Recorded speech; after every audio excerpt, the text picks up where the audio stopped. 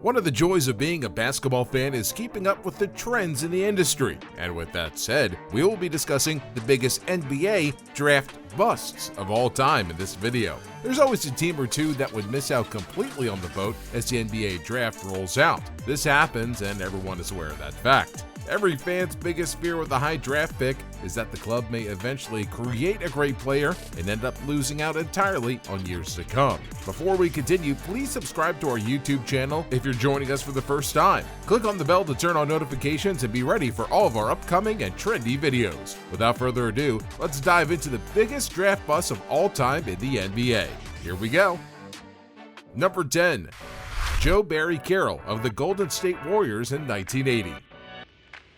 Barry Carroll was a one-time All-Star and would have had a good career in the NBA. Nevertheless, he's on this list. Robert Parrish was the number 3 pick in the draft, and that was traded by the Warriors to move up 2 spots to get Carroll. Barry Carroll had a nice NBA career, and for the 3rd pick, that was later Kevin McHale. This most certainly deserves a draft bust status since 2 Hall of Famers were traded to get an overall pick for the first time. Joe was nicknamed Joe Barely Cares during his time at the Bay. He was known to reject interviews and was seen playing with a nonchalant chip on his shoulder. His team never won a single time through his entire 6 seasons he was with them, but the Celtics took home some pretty good hardware.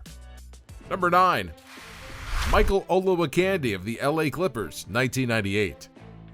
Michael Olowokandi of the LA Clippers was another basketball player with a wasted opportunity. He was at least 7 feet tall from the University of Pacific. However, he never had played organized basketball until he was 18. With over 10 apathetic seasons with the Celtics, Clippers, and Timberwolves, he only was able to average 8.3 points a game. He was able to crack 45% shooting for a season only one time in his career. In this period of the draft, the Clippers, learned their lesson the hard way. It was a lesson leaning on the publicity and potentials of overlooking players like Dirk Nowitzki, Vince Carter, and Paul Pierce. Olowokandi did have the nickname the Candyman during this draft. Later in his career, nonetheless, he did become a great shot blocker. However, it was never packaged with a single offensive breakout season. Number 8. Kwame Brown, Washington Wizards, 2001. Kwame Brown was the first overall pick in the 2001 NBA draft. Brown was selected straight out of high school due to his natural athleticism and was expected to move up the ladder of superstars in basketball very quickly. However, the 7-footer was a major disaster, even though he would last over 12 years in the league. Although the 2001 draft was a horrible one at the time, however, as the number 1 pick, Brown had a lot of expectations on him. He was Michael Jordan's first draft pick and simply failed miserably in palming the basketball. His career was killed by a lack of talent in the field and super immaturity on the side. His career was defined with a lot of failure and weaknesses and an overall average of just 6.6 points a game in his entire career. He later had a pretty laughable scenario when he turned down a $30 million contract for free agency. That offer came despite his failures and mediocrity in his career. He most certainly believed he deserved more, not knowing his career was going for a hard dive. Number 7. Jay Williams of the Chicago Bulls, 2002. Jay Williams was known as the best player in the country after his amazing career at Duke. Williams, along with Yao Ming, who would go to the Houston Rockets, were the gems in the draft back in 2002. He was a can't-miss prospect with a lot of achievement when he was drafted by the Bulls. Chicago gave him a solid training camp season, and the Bulls would eventually make him the 2nd overall pick of the draft. Williams' career, however, came to a screeching halt when he had a motorcycle accident that shredded about 3 of his knee ligaments, his ACL, and also a nerve in his leg. His leg was rumored to never have really healed completely, and he was never seen on a court since then. The team immediately moved on with Kirk Hinrich, drafting him the next season. They made no move to pay Jay since he violated the terms of the contract by riding a motorcycle. A harsh judgment on Williams' state of health pushed him from a famous prospect to a draft day catastrophe. Number 6. Darko Milicic, Detroit Pistons, 2003. This pick was mostly the fault of general managers and scouts. When Darko was drafted, it was evident to everyone that the selection, wasn't a good one. At the time, it was common that a 7-foot European would be seen as the new Dirk Nowitzki, even when it was clear that, well, they didn't come really close to him. And that was exactly the case for this pick. Detroit was the best team in the league at the time, and it was common knowledge they were drafting for need. So they took Milicic for the future, given that at the time he was barely 18. The team won a title during Milicic's training season, even though he rarely played at the time. There were speculations that he would have done better in a different position. Nevertheless, in all of his NBA career, nothing about his playing skills suggests that. Nothing is inspiring about the way Milicic looked on the court, and although he managed to stay around for 10 seasons, there was never enough good play from him to make anyone believe he was worth a number 2 pick in the draft. He managed to average just 6 points a game throughout his entire career. Number 5, Adam Morrison of the Charlotte Bobcats, 2006.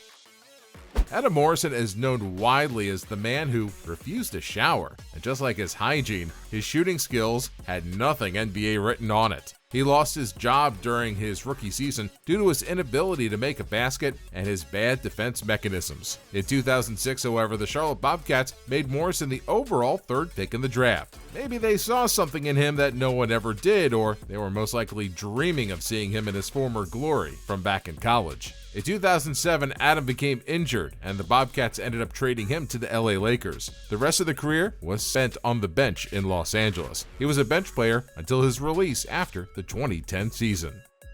Number 4, Greg Oden of the Portland Trail Blazers, 2007.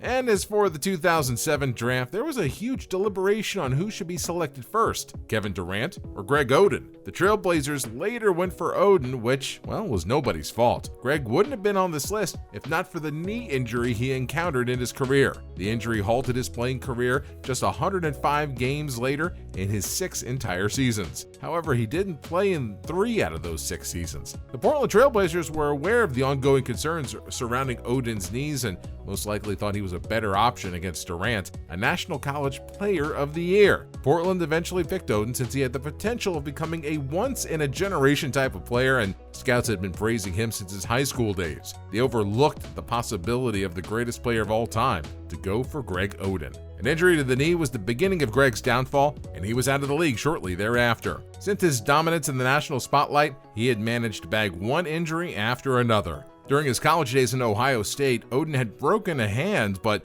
kept playing through, beating everyone hands down with just his left hand. That's how great his game was. But he was so bored in his rehabilitation period that he at one point released a nude picture of himself. Number 3, Hasheem Thabeet, Memphis Grizzlies, 2009.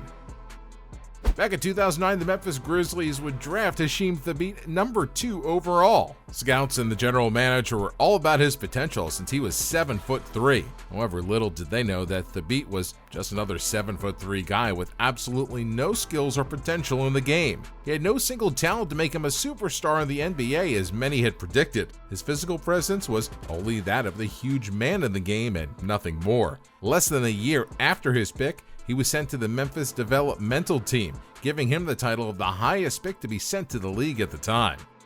Number 2, Anthony Bennett, Cleveland Cavaliers, 2013. With a knee injury sidelining one of 2013's highest picks, Nerlens Noel, an unpredictable draft was encountered. The Canadian, Anthony Bennett, was next in line. Also at number 2 was Victor Oladipo and Otto Porter at number 3. The Milwaukee Bucks won the draft of Giannis Antetokounmpo at number 15, and then Noel decked out to the number 6 position to the 76ers. Hope was raised high with Bennett's pick, but was dashed to the floor as he averaged only around 4.4 points a game and 3 rebounds a game in a total of just 151 games in Bennett's 4 NBA seasons. And our number 1 draft bust, Sam Bowie of the Portland Trail Blazers, 1984.